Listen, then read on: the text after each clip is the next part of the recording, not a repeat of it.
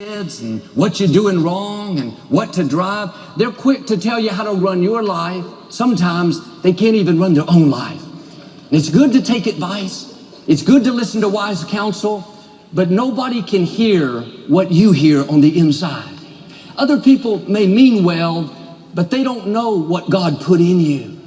They don't know the gifts, the dreams, the calling. You have to have a boldness to follow what God's put in your heart. You can't worry about what everybody else thinks. Joel, what if they get upset? What if they don't agree? If someone gets offended because you're not taking their advice, that's not your problem. If you live by the opinion of others, you will never become who you were created to be, because people will try to keep you in their box, in who they want you to be. There was this grandfather. He and his small grandson were taking a trip into town.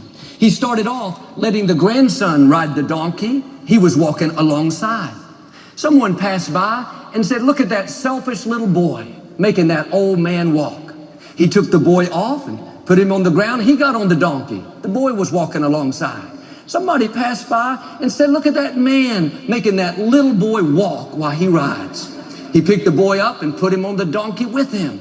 A few minutes, someone passed and said, "How cruel of the two of you to place that heavy load on the donkey." By the time they got to town, the grandfather and grandson were carrying the donkey. Everybody has a right to have their opinion, and you have the right not to take it. No matter what you do, someone is not going to understand. Are you carrying the donkey? Are you being pressured into doing what people want you to do?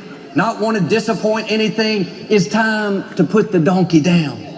The donkey doesn't look good on you. Start running your own race. Start following what God put in your heart. My father went to be with the Lord 21 years ago this week. When I stepped up to pastor the church, I had a lot of people giving me advice, telling me how to run the church, how to minister, which direction we should go. One minister that we've known a long time and very prominent, he called me and told me what I should do.